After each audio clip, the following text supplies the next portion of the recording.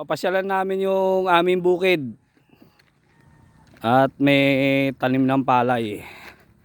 So tara. Lakbay. Sige, lusong, Joanna. Dito na tayo kuya, motor.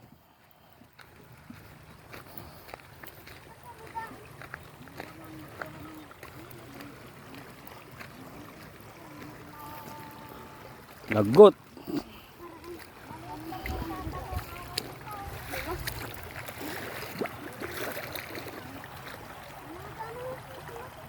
Mo.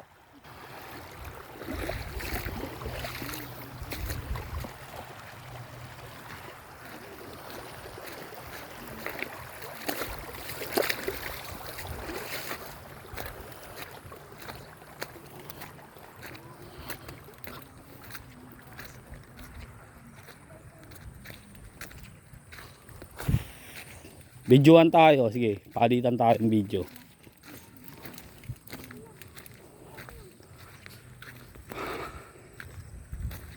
Woo!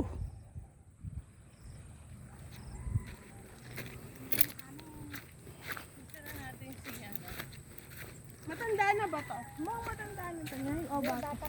Ah! Bata pa yan. Uy, nanunuwag yan? Oo.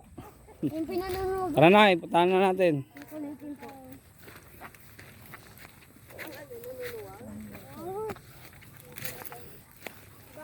Binukid din ito yung ambraw. Grabe. 20 years, mahigit. Ngayon lang ako makakapasyal sa bukid namin. Eh, nung huling punta ko dito, 17 lang ata ako, 15. Ngayon po, ano? Ah, ito, palay. Doon. Sa dulaw.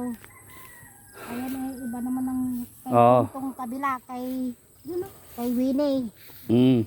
Ayan, yung si Winnie yan. Ito sa atin to tayo. Nanay. Kila Kwan yan. Oo.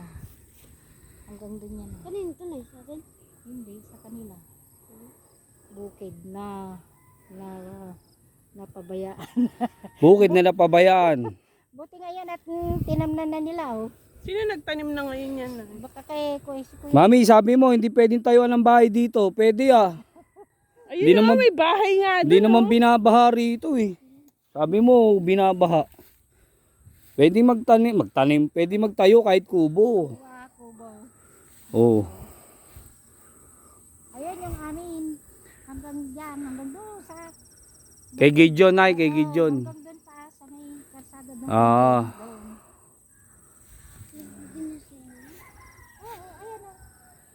So grabe.